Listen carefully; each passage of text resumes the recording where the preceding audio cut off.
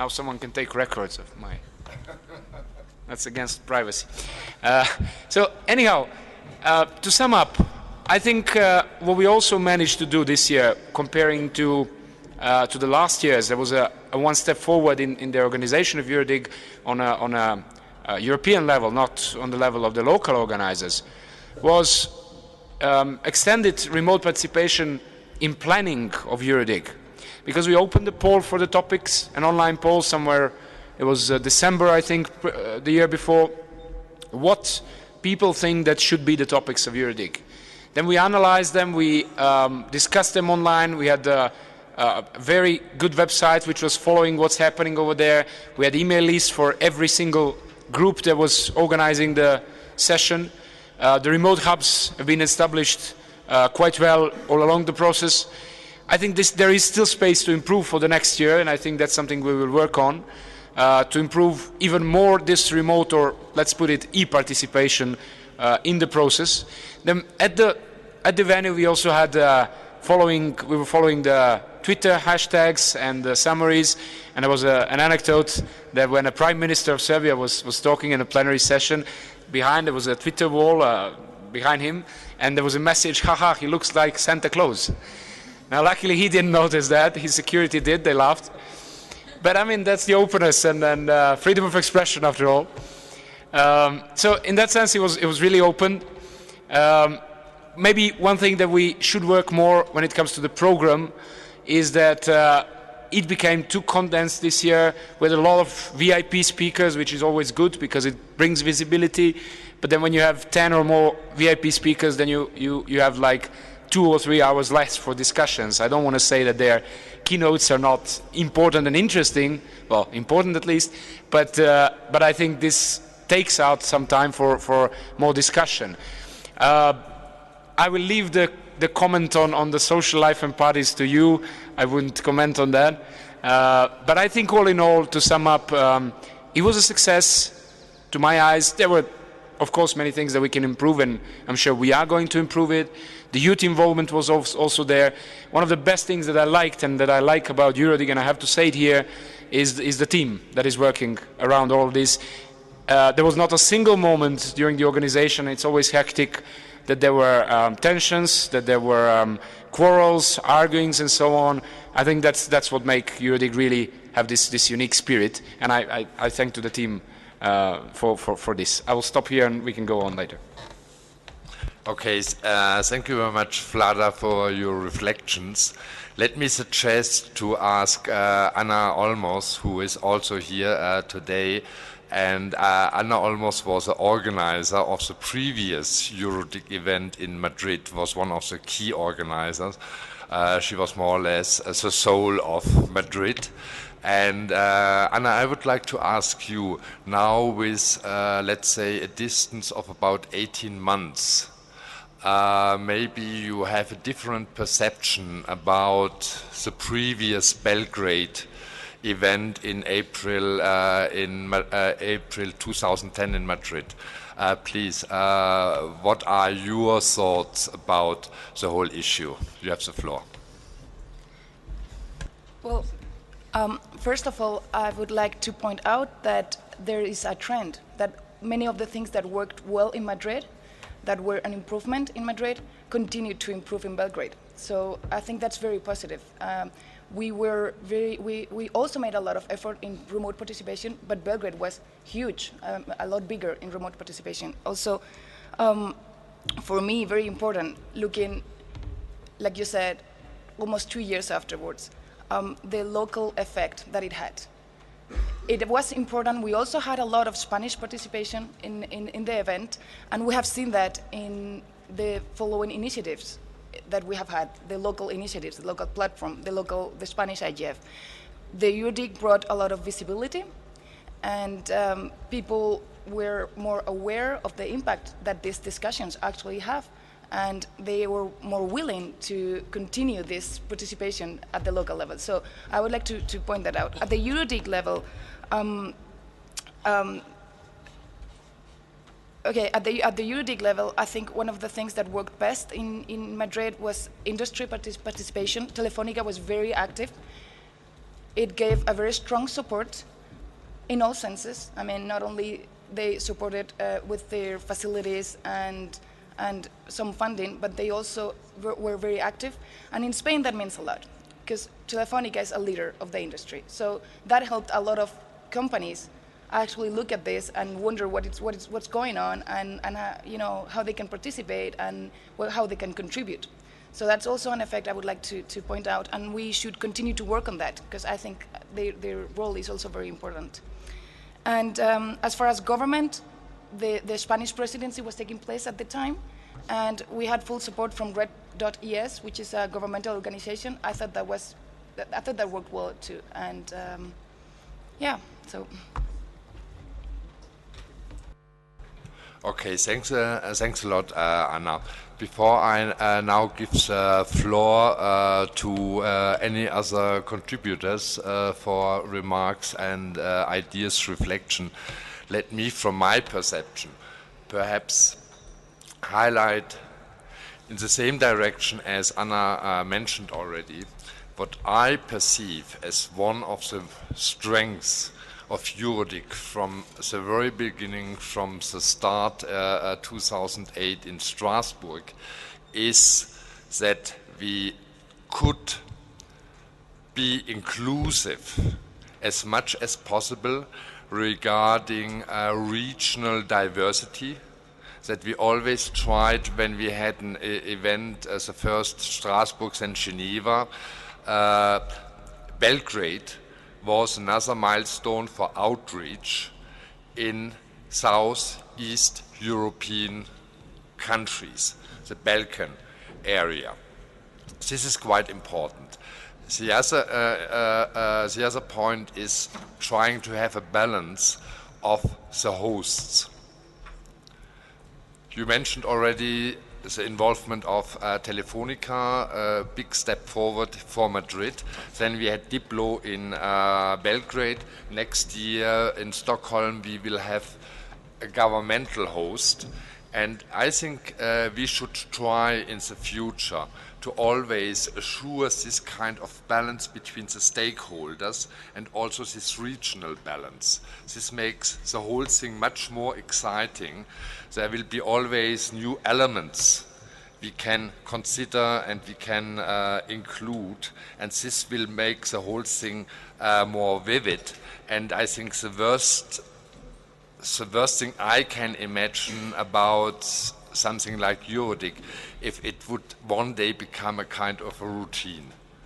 It would, in my eyes, be something like the beginning of an end, and we must do everything to keep this process as exciting as possible. So far my few remarks, and I now invite you to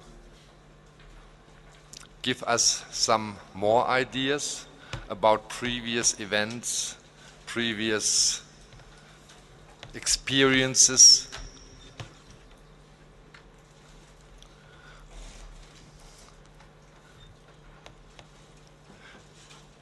If this is not the case, so far there was Bertrand who told me he would be interested to say something, but he's now in the other room and I couldn't reach him. Otherwise we for sure would have had an interesting contribution from Bertrand de la Chapelle. Yes, please, Anders. My name is Anders Johansson from the Swedish government, the Authority of Electronic Communications. And we'll come back, and I will come back about next year. But some reflections on the EuroDIG so far. I have taken part in all of them, and I've seen, I would say, dramatic change during these 3.5 years. I was very delighted to, more or less by accident, take part in the first one in Strasbourg. And I was happy with the subjects that were discussed in Strasbourg. And then this has developed a lot during the following EuroDIGs, and also the participation have, as we know, gone from, maybe it was 100 in Strasbourg up to 500.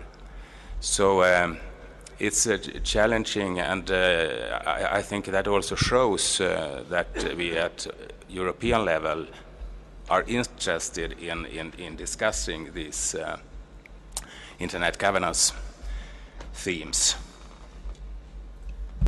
Okay, thanks, Anders. I would like to ask Jasna, I just realized that you are in the room.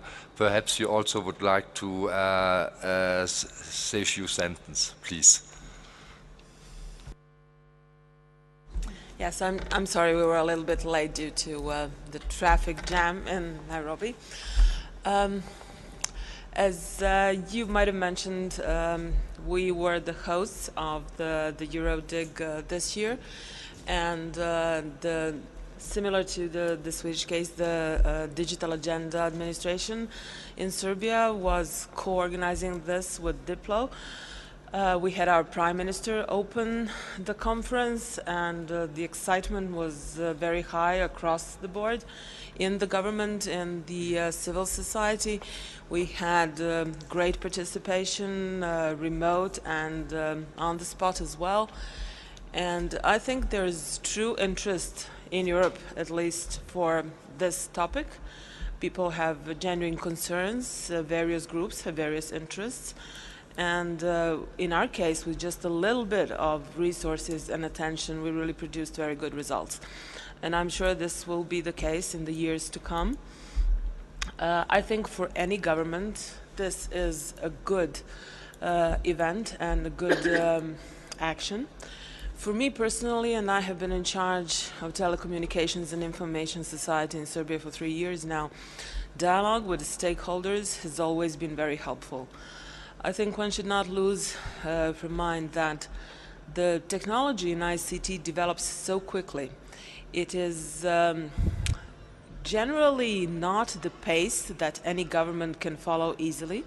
And for us, it is a huge challenge to bring other ministries on board with their regulation, which always affects our area. So an event like this helps mobilize energy, get the message across, and involve the stakeholders, which is always important. I think for us, much more than for other parts of the government, it is of essential importance to have the stakeholders involved, because the government itself does not have the resources that would suffice to follow the pace of the industry and the technology development itself. So I, as a host of EuroDIG this year, can fully recommend hosting this for any other government because the benefits are really huge. Okay, thanks a lot, Jasna, for your conclusions and for your nice remarks. And are there any more comments? Yes, please. Hello, good morning. My name is Maximilian Kall from the European Youth Press. I just want to say a couple of words about the youth participation, which we've massively increased at this year's European Dialogue on Internet Governance in Belgrade. And we hosted a new media summer school in Belgrade, like 4 days prior to the EuroDIG and 2 days present at the EuroDIG. And we were 35 people, mostly young researchers and young representatives of youth organizations, usually masters and PhD students from communications, law, sociology, and everyone dealing with the internet, both from an academic and a volunteer point of view. And we had two main thematic fields. The first one was democracy, participation, and human rights, where we talked about data retention, about firewalls, about blocking filtering, and at the same time about open data, reactions on the WikiLeaks cases, etc., and about e-participation. And the second thematic field was tomorrow's internet, Web 3.0, how we called it. Also our claim is the web of tomorrow is yours, and you'll find our blog at weboftomorrow.eu. And topics in there were a two-class internet infrastructure, a better internet for those who can pay, so we talked about net neutrality in there, digital identities and online privacy, digital literacy, one of our core topics, empowerment and education of youth in the digital era, and about the next web, how we imagine the web 3.0. And it was a very nice seminar with very nice support from the EuroDIG organization, from the Council of Europe, of course, but also from Vlada and the colleagues from the Diplo Foundation. And for next year's EuroDIG in Stockholm, we are currently starting the planning. Maybe I can say a bit about that later, but we want to make it even bigger. Thank you. Okay, thank you very much. This sounds very promising, and I think we should come back to this point in the planning part of today's session. If there are no comments, and Wolfgang, you wanted to? Oh, Jure, please, you have the floor. Yeah, thank you, Wolf. I think that one of the advantages of EuroDIG, advantages of the incredibly light type of organization it is. One of the advantages is that it has been very flexible. It can react quite swiftly to emerging issues and trends. And now, of course, we are in the process of strengthening the organization and trying to plan and trying to make things ready a little bit earlier than just on the eve of the EuroDIG. But I still hope that we will preserve this element of flexibility in our planning. Thank you. Thanks a lot, Euro.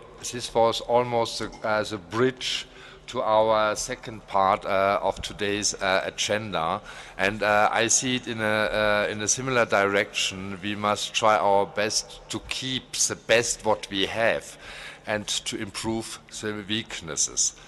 And this is more or less the content of our second part, latest developments within EuroDIG or from Belgrade to Nairobi.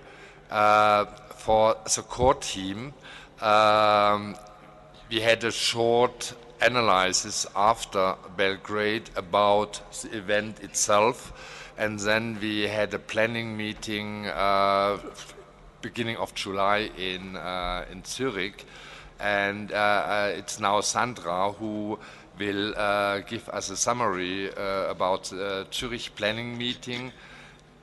Part of this was the draft of statutes for a EuroDIG association, and other ideas or methods we discussed how we could improve the organizational structure to stabilize the organization process for the next event. But now it's Sandra who will tell us more about this.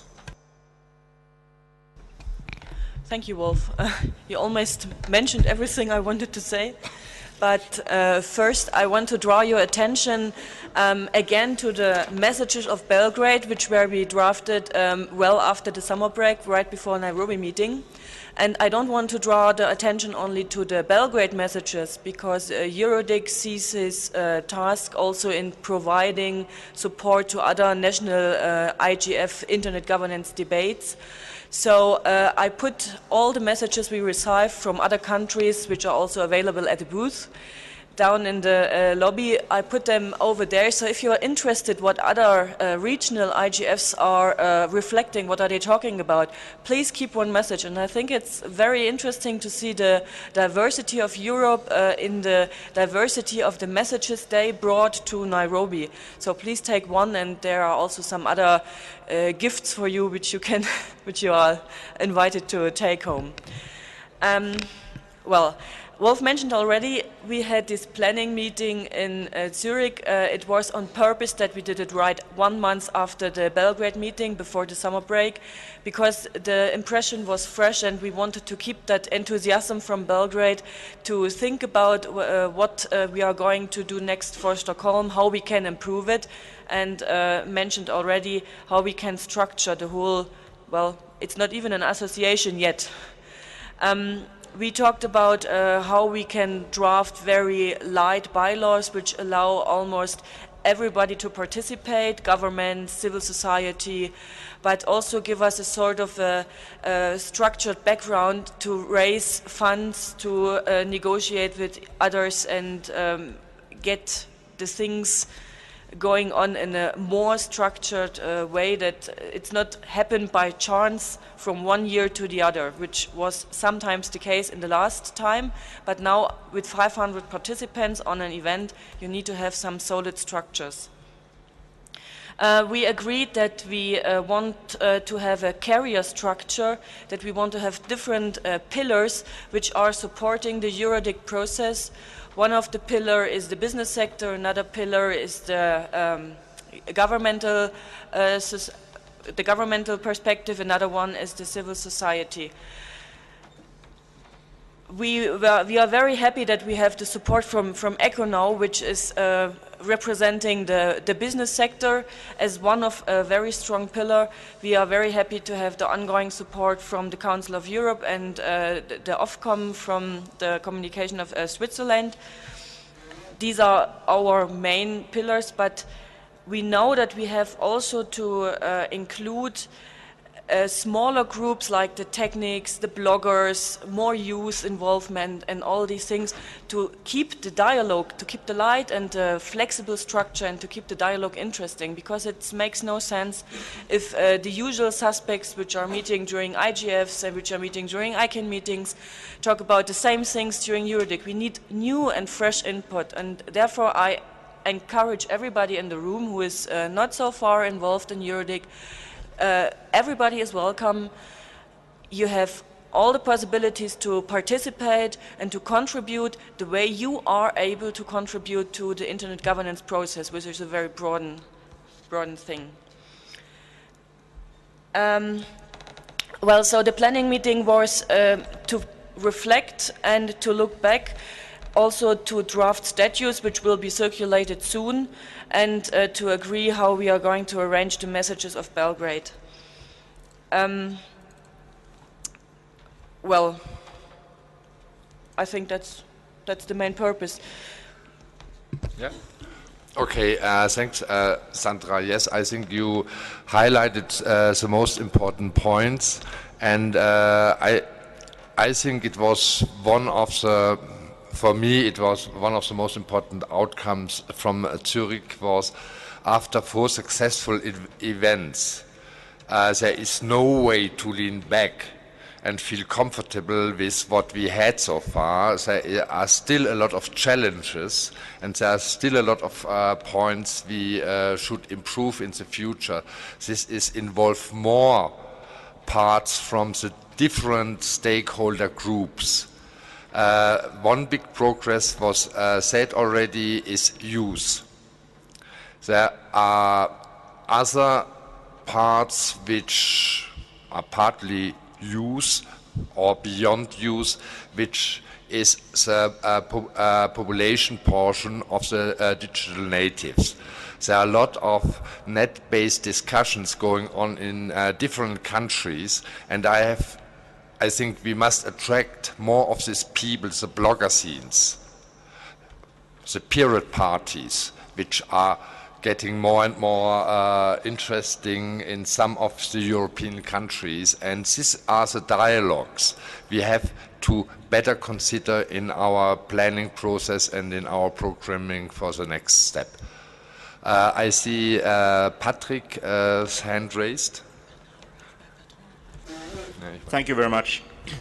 Patrick Feldström, one of the people from Sweden that are trying to get things together up there. I just want to say that we do have requests from people that are sort of the loose federation of people that call themselves telecomics, that have been working quite a lot in the Arab countries with freedom of expression issues.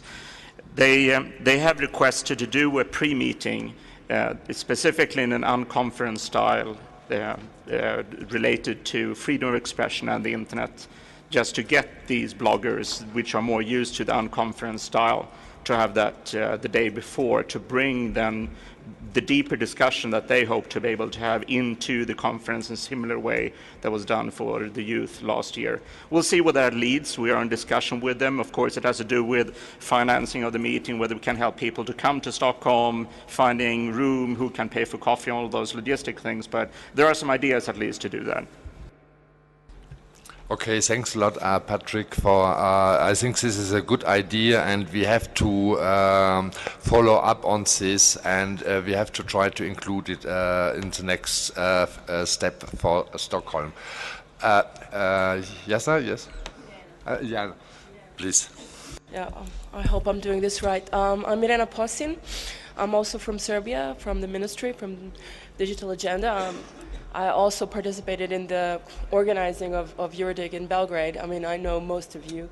I wanted to say that back home in Belgrade, we have generally an excellent relationship with what we call the Internet Society, the people who are very active on Twitter, on social networks, with the bloggers. And we do a lot of work with them in forming our own policies and in moving things forward, because it gives us a better view of understanding how to do things in a how should I say, in a kind of way that makes what is happening on the internet easier to put into policy. I think I'm saying this in a clear way. It's sometimes hard to say what is actually going on, putting it into words, because it's a lot of interaction. And I think that one of the benefits of Belgrade, and one of the benefits of that we were able to bring to the table, is the amount of people from Serbia that were actually the bloggers, the people on Twitter, on other social networks that came and participated. And we were quite surprised with the number of people from this, let's say, background scene that were active there. So we are a bit proud of our own internet community, and I hope that this was a trigger that will really bring forward the bloggers, the people that are somehow in the shadow. They're only there on the internet, but you can't hear their voices in the fora. And I mean, you can read it, but you can't hear the voice. And I think that one of the benefits of Belgrade is that you actually got to hear the voice. So I hope that maybe we could talk again with our colleagues from Sweden and try and encourage the same kind of participation from the Nordic countries, basically, in Sweden, because I know it will be very well, the participation from the Nordic countries in Stockholm next year will be high. So we can work on that. I mean, it's not all that kind of a brain thing to do, but it's good to get them involved early on as well. Okay, that was just from me. Thanks a lot. Thanks a lot for this suggestion, and we will come back to this in the third part of our today's meeting. Just as long as we are in the second part, Sandra mentioned it already. In the time between from Belgrade to Nairobi, and in the process, how we can consolidate the organizational structure of EuroDIG. We had one very good news, because we were discussing for a long time with business stakeholder groups, and we found ECO, who will be the focal point for the business sector in future. It's an official decision from this organization, and I'm pleased to welcome Henning Lesch here, who is with us, and I now would like to give the floor to Henning, just to introduce shortly you and ECO to us, and to say a bit more about that. Okay. First of all, thanks for the opportunity of being here. As Wolfgang mentioned, my name is Henning Lesch from ECO. ECO is the German Internet Industry Association. We represent over 400 members and ISPs in Germany, and more than 200 backbones of the German Internet. ECO runs the German commercial internet exchange called D6, which is one of the world's greatest internet exchange points in the world. And ECO is one of the organizers of the German Internet Governance Forum that took place the third time in this year. And ECO really appreciates the EuroDIG, and during the last years, EuroDIG has become a relevant platform, open for all participants and who are interested in the topics of internet governance and the multi-stakeholder dialogue. EuroDIG is a very good facilitator for the multi-stakeholder, open and self-regulatory and button-up approach dialogue on the European level from our point of view. And furthermore, EuroDIG supports the establishment of new and more and better national internet governance initiatives, I think. Therefore, ECO has decided to take a more active part and to get more involved in the EuroDIG process. So I'm very happy to announce that ECO will become the focal point for the business sector for EuroDIG. Thanks for the moment. Yes, I see another hand raised from Wolfgang. Yeah, I think one of the important stakeholders are certainly also the members of the parliament. And I can give a quick report about a meeting civil society representatives had with the members of the European Parliament during this IGF. It was 2 days ago. There is a delegation of the European Parliament here with 3 representatives, and it was really shocking to hear that Pilar de Castillo, who is chairing this small delegation, said, okay, probably it would be good to have a European Internet Governance Forum. And I was absolutely confused. So I reacted immediately and said, you know, that we have it already. And Madame Trautmann, a very recognized member of the European Parliament and former French Minister of Culture, so has given her support to the first IGF in Strasbourg. So, but it's true that for the European Parliament, you know, in their world, they have not yet really discovered EuroDIG and recognized it as the European Internet Governance Forum. So I don't know whether everybody knows that, but after the IGF in Rio de Janeiro, the European Parliament passed a resolution in January 2007 calling for a European Internet Governance Forum. And we, when a group, including Iri and Bertrand and others, then came with the idea not to wait until the European Parliament, you know, organizes it. And with the help of the Council of Europe, you know, we argued we have to start earlier, and not only in 2 years' time. We avoided the terminology European Internet Governance Forum because we saw this in a competition to the European Parliament. That's why we use the terminology EuroDIG, dialogue on internet governance, not on forum. So that's the background story for that. So and my reply to Pilar de Castillo was 2 days ago that the European Parliament did nothing to implement its own resolution. So, and here we have an ongoing process, and it would be really neat, you know, probably a high-level decision or something else, you know, from the European Parliament to jump into this boat here. This is it's absolutely nonsense that there are people in the European Parliament trying to develop something else to duplicate this. And I think this is really an important challenge for the host of the 4th EuroDIG in Stockholm. So that means you have a member, a lot of Swedish members in the European Parliament, and because you can talk to these people from a governmental perspective, this would be very, very, very useful. We had a similar meeting with the European Commission with Madame Kroes, and Madame Kroes is quite aware, and she also supports the EuroDIG, so it's not a problem with the European Commission, it's primarily a problem with the European Parliament. But if we get more parliamentarians, not only from the European Parliament, but also from national parliaments included into the EuroDIG process, this would make the event much more stronger. Thank you. Thanks, Wolfgang, for your observations and your recommendations. I think it's beyond any doubt that European parliamentarians or even national parliamentarians, there was a German parliamentarian here at the IGF, and we immediately contacted him and invited him to participate in Stockholm, and he promised to come, and we have to identify more of national parliamentarians, European parliamentarians, and to stronger include them in the whole process. Are there any further comments, remarks, questions regarding our second part? The part, as Sandra said already before, part of the Zurich planning meeting was the development of milestones to Stockholm.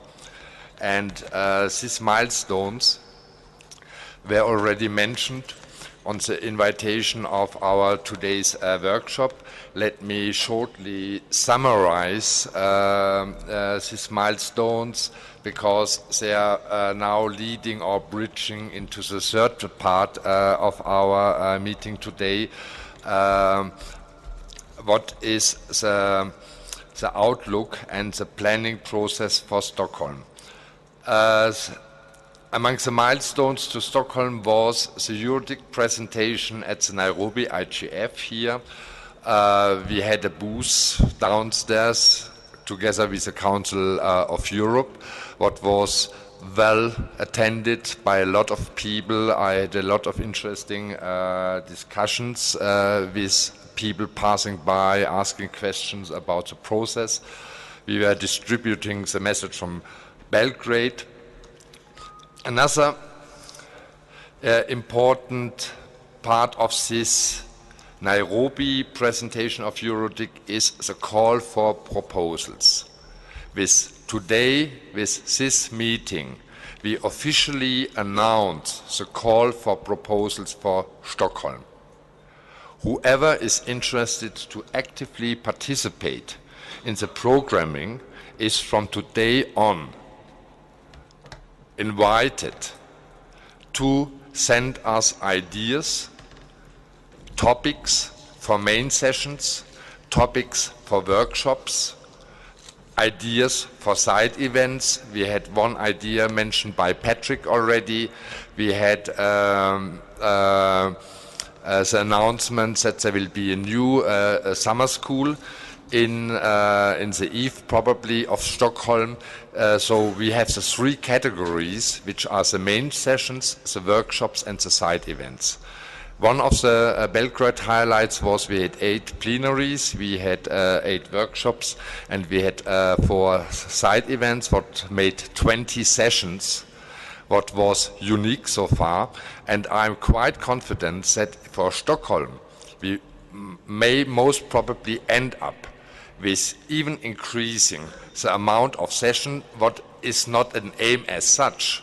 But if we have excellent proposals on topics, we are very flexible in the planning process, and we try to include as much of the ideas and the proposals we can to come up in autumn this year. If there will be an IGF consultation in Geneva in October or November, this will be the next step where the core group will meet, and then we make a first assessment about the ideas and the proposals we received so far.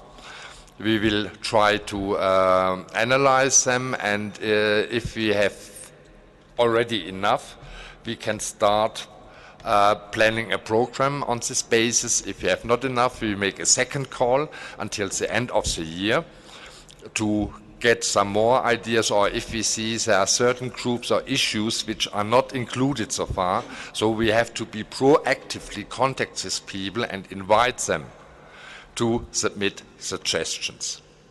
So this will be an open process, as we always did in the previous years. We must be broad and open as far as possible, make our assessment, and then starting early next year with the planning, the concrete planning process on the program side, on the logistical side, etc., for Stockholm. And now this is the third part of this today's meeting. I invite Anders, who is to my right now, who is a representative of our next host, Sweden. And Anders will tell you a bit more about their ideas and expectations for Stockholm. Anders, you have the floor. Thank you, Wolf. I would like to start with clarifying 6 basic ideas. And some of them are already said here this morning. But as I see it, number 1 is that we strengthen and stabilize the EuroDIG process, but still keep the flexibility that Yrjö mentioned. And the second one, and that's a way to strengthen it, which is very important, and that we could have more clear partners and donors to be able to strengthen this and keep it growing and getting better and better. We need money for this, and this is very important. And for instance, the European Union institutions, like the Commission, for instance, and I think we all have to talk to these institutions about this, so we can have results. The third is to bring in more stakeholders, and we have a lot of some ideas on this. I will come back to it in a minute or two. And the fourth is to strengthen EuroDIG as an important feeder to IGF. And the fifth is to promote dialogue, not only among insiders, but have a lot more of other stakeholders. And the sixth is to make it very clear the main challenges, the themes for EuroDIG 2012 at an early stage, and then work out the process and the program. So that's some basic ideas. And now the step forward, the forthcoming 7 months. As I see it, today is the start to call for issues and topics and workshops, ideas, as you mentioned. Welcome with this to the office of EuroDIG, the website, or to people involved in the process, like me and others. And number 2 is that the idea is to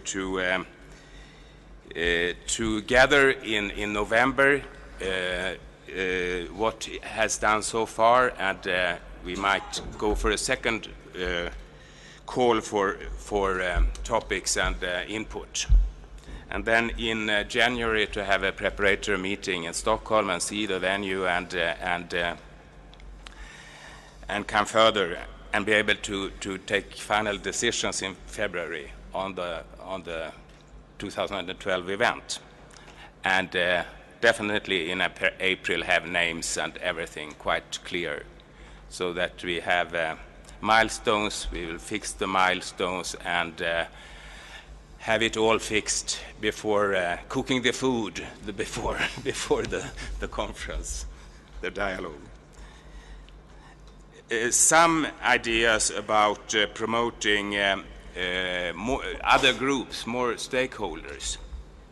And one was mentioned by Patrick, this dialogue with people in civil society that are very, very engaged, some of them, and quite a lot of them, bloggers and others, in issues like, for instance, net activists, or people that, for instance, started Pirate Party. And in the last election in Berlin, they won 8% of the votes. So it's an important movement. And in Sweden, in the votation for the European Parliament, this party came along the last couple of months also depending on a debate, important debate inside Sweden about the balance between security and privacy. And they got, I think it was 3 seats in the European Parliament. And I think that shows that there are people that are very engaged, and we should, I think we should have a better dialogue and to understand what they will, what I want, what we can gain out of this. And one start to have a process on that in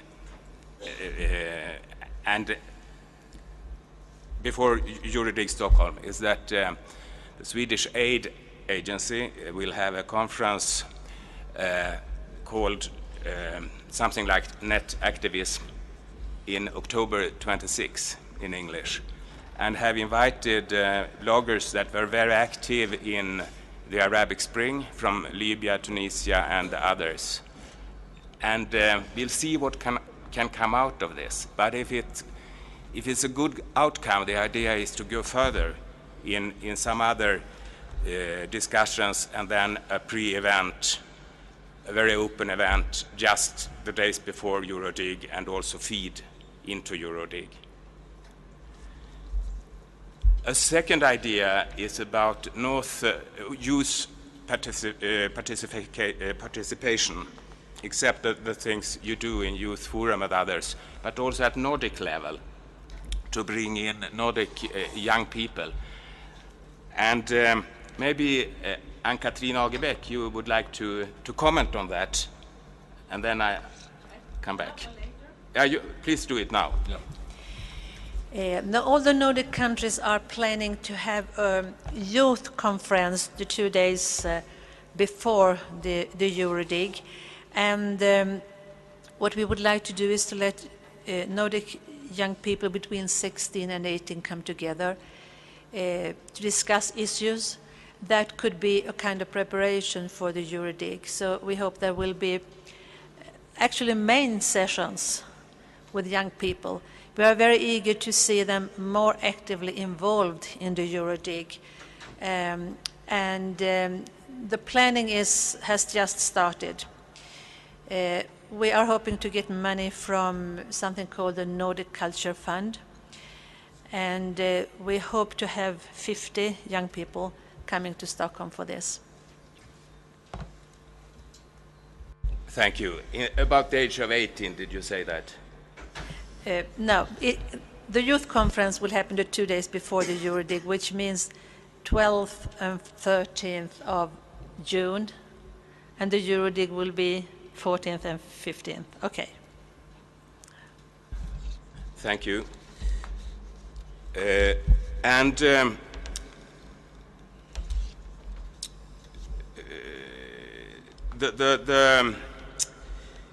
About the partners and sponsoring, that's if we don't have that, we can't fulfill this project. And so far, from Sweden, the only thing that is really clear, that is that we have from my agency 50,000 euros. It's also almost clear with one industry company with 25,000 euro, but it isn't signed. So that's all we know at the moment about financing. And we need financing for our part, the hosting part, with a cost for that. But then we have all the rest. To simplify, I think you could say that the hosting part, to have the host the event, is so far, I guess, 50% of the total costs.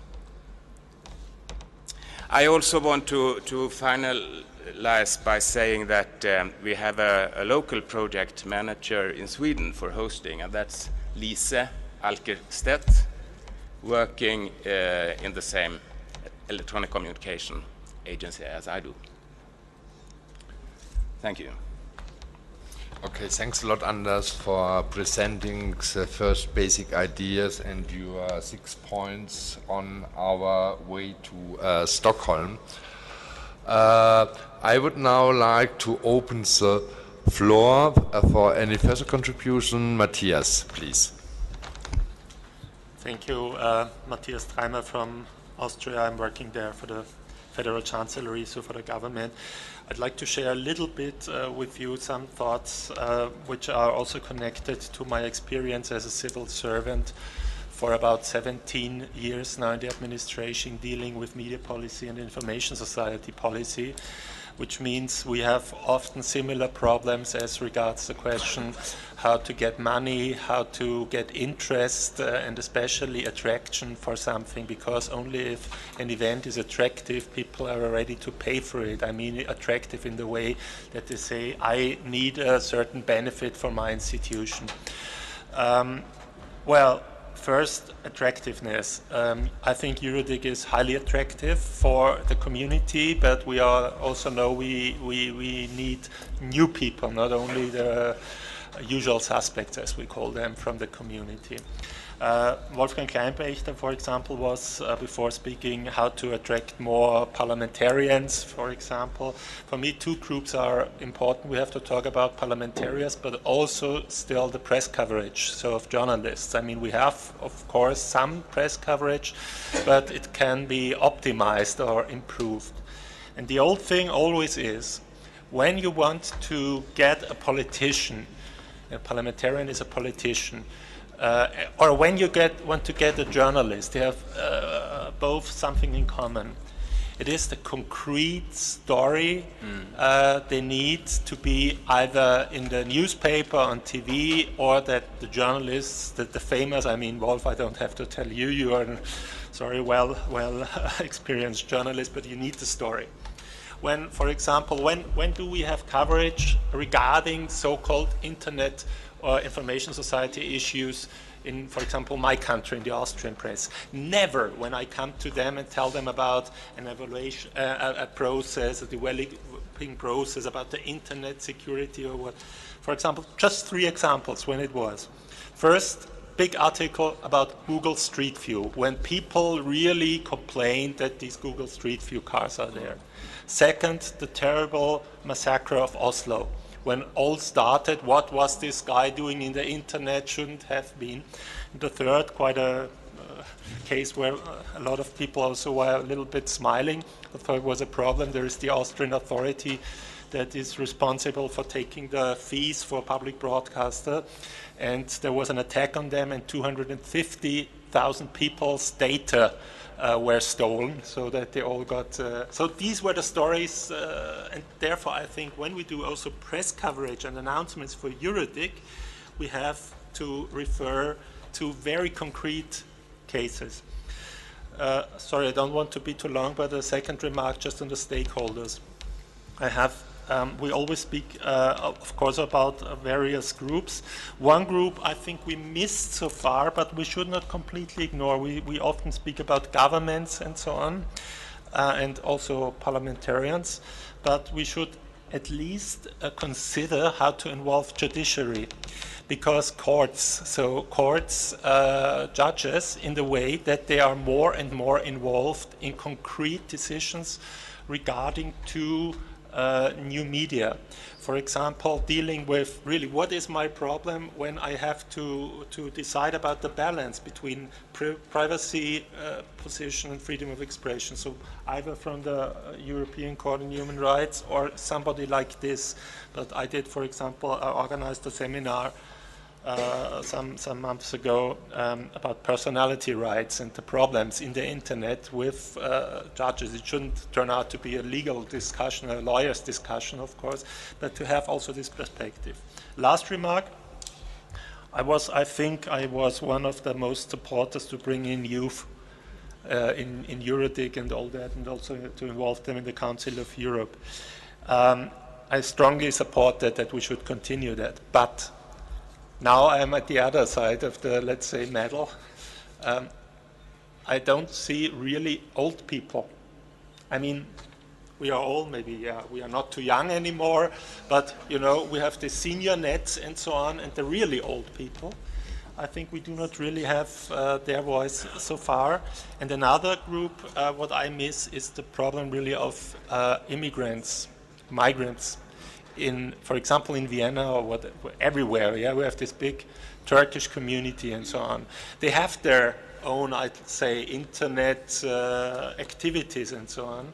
But this topic of migrants we should have on board. Thank you.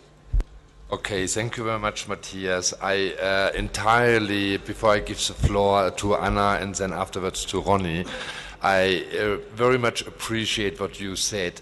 We have to better consider potentially vulnerable groups of the society. You talked about the migrants, but also the 50-plus generation is still a major portion of the population. And we cannot completely neglect them. And of course, we have to try to avoid any digital divides.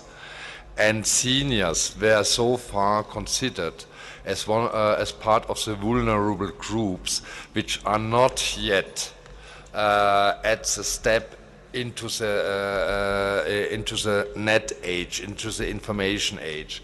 And I think we have to be very balanced, and we have to properly consider them.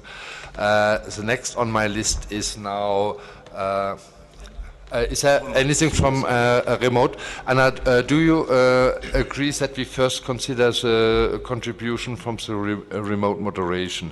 Please, Cyrinusz. Thank you. We have a couple of people who are remotely following us. Oksana Prihodsko has a question. Do EU and Council of Europe have programs on internet governance for developing European countries, especially on capacity building and multi-stakeholders literacy? Thank you. Okay, thanks for this contribution. I think it was more a comment than a question, as far as I understood. No, she is asking, is there any programs they are doing in that Council of Europe or EU? Are they doing any similar programs for developing countries on literacy? For developing countries, to my knowledge, not really. This is probably a question that can be answered by Lee Hibbert from the Council of Europe. Thank you very much. There is a program called the Pestalozzi program, which trains teachers with regard to media literacy on the internet, which therefore trains children, young people. So there is something which is ongoing. It's not just for developing countries, it's for the 47 member states of the Council of Europe. So there is something at the Council of Europe level. So that said, there should be more done, I think, in my opinion. There are one or two conferences on literacy coming up, I understand. I don't have the details with me, but it is on the radar screen of the Council of Europe. It's something which I think misses here in IGF. I didn't see much in the way of literacy, and I think it needs to be re-picked up for the future. Thank you. Okay, thanks, Lee. You are on the list, Ronnie, and Julia as well. The next on my list is Anna, then it's Ronnie, and then it's Julia. Anna, you have the floor, and Thomas afterwards. Thank you. Well, I wanted to insist on inclusiveness, which I know is one of the important things for EuroDIG, but being inclusive is also being geographically inclusive, and we had a huge impact in Spain, and sometimes we're missing out on this because there's no funding, like we mentioned, and it is difficult for people to actually travel and participate and be active. So we have a strong community in Spain, and this dialogue is strong and is active, and I'm aware that similar things are happening in Portugal and Italy, and I would ask for more southern countries representation, but we really, again, I'm also calling out for funding and donors and companies helping out, helping people travel and participate, and that's also something we also need to budget for. And like Anders said, the host is only part of the funding that we need. We also need to provide resources for all of these people. So, thank you. Thank you, Anna. The next one is Ronnie. Thanks, Wolf. Eindhoven War Breastfeeding Committee. I just want to make two maybe obvious points. First is that in order for there to be general media excitement and impact, there needs to be local media excitement. And for there to be local media excitement, I think maybe the Swedish side should be enlisting speakers like Carl Bildt to generate that kind of excitement. Point number one. Point number two, I think that there ought to be panels about European angles on cyberspace which have general application. For example, it seems to me that there ought to be a discussion amongst leading lawyers of the implications throughout the world of proposals that have been made, for example, in the UK and France, that could restrict free flow of information in cyberspace. And I'd like to know, actually, would like to help possibly in organizing such a panel. And I'd like to know to whom and when one could make a formal proposal. Before I give the floor to Julia, just some potential answers to your questions. We are, of course, in the first reflection process, starting with the Zurich planning meeting and continuing from now on. I think the Swedish foreign minister, in his personality, will play a major role in the mobilization process for Stockholm. I think we would be rather stupid not to try our best to use this. And also about formats of new sessions. We will not just repeat the format what we had for Belgrade, some of the elements, but we will think about others. And of course to invite Carl Bildt as much as we can to participate of our patronage of the whole event. There are different models, and I agree with you what was mentioned by Matthias before. Attracting media will be another challenge, and there are different ways to attract media. It can be a local event with a focus. Carl Bildt meets young people for open discussion or whatsoever. There are these types of ideas we need to reflect and we need to develop for the Stockholm programming. The second part, your second question, as far as I understood, was to whom you can address proposals. It's to the EuroDIG Secretariat. It's Sandra to my left. It's myself. You will find us on the EuroDIG website, the email addresses, and whenever you have ideas, please from today, tomorrow on, send them to us, and we will start. They will be reconfirmed that we got this idea, and then we first collect them and analyze them, and then we make an assessment. It's now Julia who has the floor. Thank you. Julia Morin is from Together Against Cybercrime organization. I would like just to support what Matthias said about the inclusion, the better inclusion of migrants, and the comment of Wolf concerning vulnerable people. So I would like just to say that we work with these categories and different categories of vulnerable people. So we would be very happy to bring these people or to co-organize a workshop if there are maybe some fundings for this available, or would be, or we can work together on this, and in order to better include them into the process, actually. Thank you. Okay, thanks, Julia. I just was told that there's a lady in the back who raised her hand quite early. I now suggest, Thomas, that we take her, and then it's you. Thank you. Janice Richardson. I'm here representing INSAFE, the European Network for Safer Internet under the European Commission programme.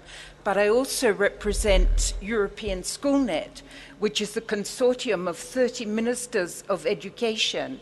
And maybe I missed something because our bus was late, but I think that education is a sector which has never been invited to these meetings, which is not at all involved in these meetings, and which has a lot to say, especially when we're talking about literacy, citizenship, etc. Thank you. Thank you very much. Before I give the floor to Thomas, I must say from the very first beginning, media and internet literacy was an issue at the EuroDIGs. From the Strasbourg meeting to Geneva, and we always had workshops about this. You can verify this on the EuroDIG website. But you are kindly invited to present proposals for Stockholm. Okay, because what I want to say is that no education minister, to my knowledge, and I represent 30, have been informed, invited, and maybe we can see here how many people really do represent the education sector. Please, as we said before, there are different legs and there are different empty spots so far we have to fill up. And you are invited to make any suggestions, to recommend any names to us, and we will be pleased to consider and invite them for Stockholm. Thank you very much. Thomas, you now have the floor, and afterwards it's Lee. Thank you. Thomas Schneider from Ofcom, Swiss government. As one of the handful of people that in Paris in 2008 at the ICANN meeting, drinking a glass of wine, decided that if nobody else does something on European level, we will just create something or try to do.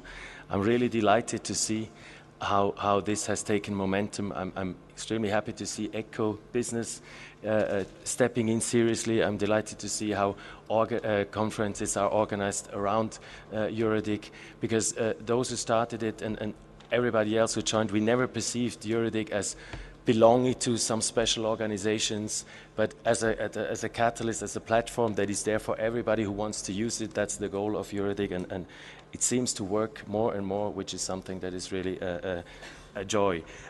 Another point is, I think we have to try to be on the forefront of the format, on the way we organize the meetings, the way we prepare it. We have to be innovative in terms of how we lead the discussions, that we have as interactive discussions as possible with as many people in the room discussing outside the room, which is a nice thing. It's not so easy to really fulfill that task, but we have been trying, and I think also in Sweden we should make a step ahead. And also with the themes, with including people.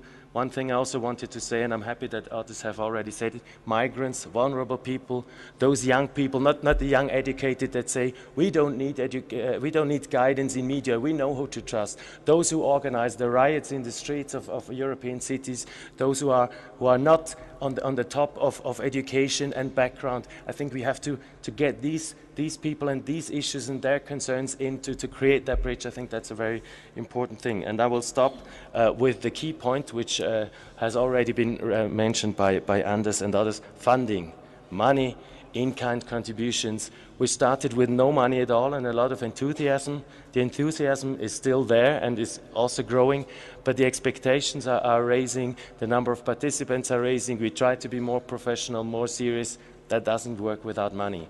It was very encouraging that last year when we started our first fundraising activities, that quite a lot of business companies have quite spontaneously joined in, helped us. With governments, it has been so far a little bit more difficult. I understand that we all have budget cuts and so on and so forth, but money is spent for more silly things than supporting a platform which is for all the citizens in Europe. So I would urge everybody to join those who give funding. We receive a lot of positive signals from the European Commission, from several CCTLDs and other stakeholders. I would especially urge the governments, think about finding a little bit of money in your administrations. it's important to have some money from governments too. This is a multi-stakeholder event. It should also be funded in a multi-stakeholder way and not just by a few stakeholders. Thank you. Thank you very much, Thomas, for this strong appeal. I have now 3 speakers on my list, and I unfortunately have to close down now the list because we are running short of time. It's now Lee, then a gentleman in the back, and more or less the last word, Vlada, and then we make the conclusion of today's workshop. Lee, you have the floor first. Thank you, Mr. Chair.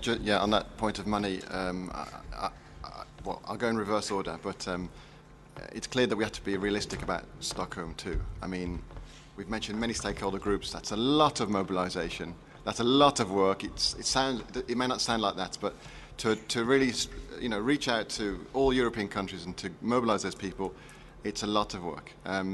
So I hope the checks that we write, our bodies can cash, really. So I think we need to be realistic. And the money issue is there because without a permanent secretariat every day looking after EuroDIG, it's always going to be a little bit difficult to mobilize as much as we want to mobilize. Just a few points. I think I should have said this earlier, but from the EuroDIG team, from the Council of Europe, I just want to reiterate the thanks to Sweden, for agreeing to host the event. It's very important. It's another step in a very good direction, and it's very thank you, Anders, and to Johan Hallenborg and to the Ministry of Foreign Affairs and the Post and Telecom Agency, of course, for agreeing to that. It's important to note that. It's important to thank also Jasna Matic, the State Secretary, and the Belgrade team, and Vlada, of course, from Diplo Foundation. Not enough thanks can go to you because we are here because of you. So it has to be said. I mean, Anna Olmos is here. We have a sort of an alumni of people from previous meetings, which is very, very good. Anna and Red.S and the Spanish ministry, we thank them still, and they should still be with us, even if not, physically present. You please try to bring them in and keep them in, because, I wouldn't say it's a family, but it's definitely a community. And of course, the EBU, who hosted the meeting in 2009, they're still with us. Giacomo Mazzoni is not here, but we thank them. We thank President Filippo for that too. So, and they will be there. They will be there with us in Stockholm. But there are many more people to bring in and to thank, of course. Overall, when you look at what's happening every day in the newspapers, every issues, big meetings, the EG8, WikiLeaks, the UN reports, the recent news regarding the Human Rights Council in Sweden yesterday, excellent news. Almost every day there are events regarding internet. Obviously, there's a need to discuss freely, openly about these things outside of formal sessions, plenary sessions, etc. So I think EuroDIG feels that need. So there's also a need to track those events. So I wonder whether there's room, capacity to track and to sort of keep an eye on what's happening, because I can tell you there's at least 5 different big events happening which all relate to EuroDIG. In fact, there's so many events that one can easily lose track. So I think maybe that's something we've tried to do, to build into the website. National IGFs are growing, and I think we need to make more effort to bring them in. We try, but again, it takes time and energy. So we need to find a way to reach out to them and bring them in more. They're there, they're here. So that's important. I think overall, what's really important is to understand is that this need for dialogue, it's democracy for the internet. It's democracy. It's democracy as we talk about that, but I mean, really, it's there. It's there. It's a form of democracy. So I don't know what that means in extensively, but we should think about that maybe as a theme. And one last point, just to finish by saying that there's the spaces in EuroDIG, whether they be plenaries or workshops or side events. That's one thing, but I do think we should also try to cultivate the spaces outside the sessions, because one cannot always speak so freely in an event because one has a position, but definitely to learn and discuss with others about where the things are not working comes outside. So I would like to make sure that there are spaces which cultivate the need. One could call it networking, okay, but I mean just the ability just to mill around with that freely. I don't know how that will materialize, but I think it's important. So thank you again. Thank you. Thanks, Lee. Now the gentleman in the back. Yes, my name is Stuart Hamilton. I'm from the International Federation of Library Associations, which is the global body that represents the world's librarians, libraries and their users. Within Europe, we actually have millions of libraries users as well, so this is a very relevant forum for us. To the best of my knowledge, we haven't actually been involved in the EuroDIG before, but listening to the contributions and the references to various stakeholder groups, every day we not only provide internet access to millions of people in Europe, but we work with old people, youth groups, children's groups, migrants, disadvantaged youth. So I wanted to sort of bring to the table the fact that libraries want to be involved in the next EuroDIG in Stockholm. And we'd like to work with any other groups that want to get anything going. I think we might be able to bring to the table some of these spaces, in fact, that Lee was just talking about. The Swedish Library Association could be brought on board. And I'm very happy to take a dialogue with everyone here to see what libraries can bring. Thank you very much. This is a very important aspect and very welcomed for Stockholm planning. I forgot Nasma to my right on my list. It's now Nasma, Vlada, and then we conclude. Yeah, I just quickly wanted to react on how to engage the online community. I mean, as being part of the blogging community, I have this feeling that often conferences, they want to have this online coverage, and so that's why they invite bloggers. But the thing is that often bloggers are not, there is not this bridging the online to the offline. And that makes it for bloggers a little bit more difficult to understand really the subjects of these conferences, and as well because often the EuroDIG has very large subjects, and bloggers are often very specialized. So I think we need to have a reflection on that. Thanks, Nasma. Vlada now? A couple of short comments for the end. Some of the things that we should not forget. Remote participation, first one. It gave a lot of empowerment to the EuroDIG and to people that could not participate. It should be a continuing process. It should not be linked just to event. It has to go all over the year. It costs. It's just adding to the list, and it's quite huge. Second thing is the education and capacity building. That's what we did in 2009 and we did in 2010 through a number of courses and education and so on. Unfortunately, we didn't do it in 2011 because of various reasons, including funding, but it's something we should continue, because if we want to have meaningful discussions, we need to have people that are informed and educated about all these various aspects of internet governance, and then we can have even more constructive discussions, especially stands for youth and the others. Finally, participation, I'll reiterate what Anna mentioned. The fact that it's going to happen in Nordic countries should not prevent us from trying to bring as many people from all other regions as possible. Funding is a problem as well. But there is another thing, and Janice mentioned that, and a gentleman from a library association. It is important to know that we can do some things without funding, and that's spreading the buzz. That's what we did in a couple of previous years. And to conclude, I just want to reiterate that EuroDIG is not just a couple of people here. It's all of us. And there is no invitation. There's just spread the buzz. Everyone is invited. So that's something every one of us can do and should do. Thanks. Thanks, Vlada. I just can underline what you said before. It would be the worst misunderstanding, thinking that it's only the core team and the secretariat and the host country what enables the next steps, the next event in Stockholm. It's all of us. It's everybody who is invited. I see many familiar faces here in the room who stepped in the last minute before Belgrade. It's our colleague from VeriSign, and there are many other donors in the room. And I simply want to conclude our today's session.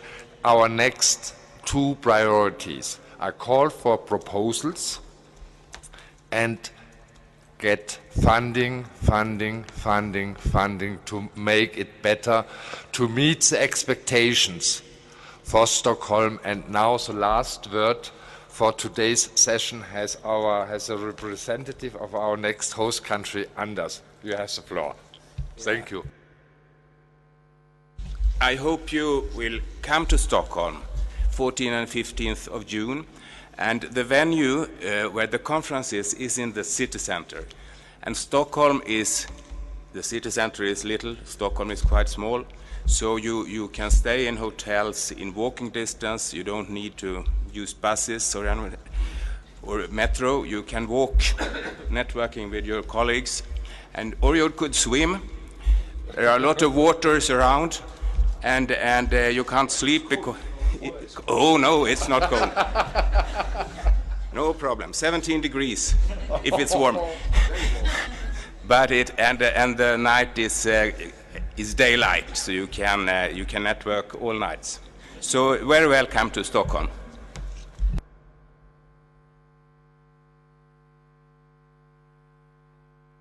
Thanks, Anders, and I would like to thank all of you for your active and constructive participation, and we are looking to meet all of you and many, many more in Stockholm. Thanks a lot.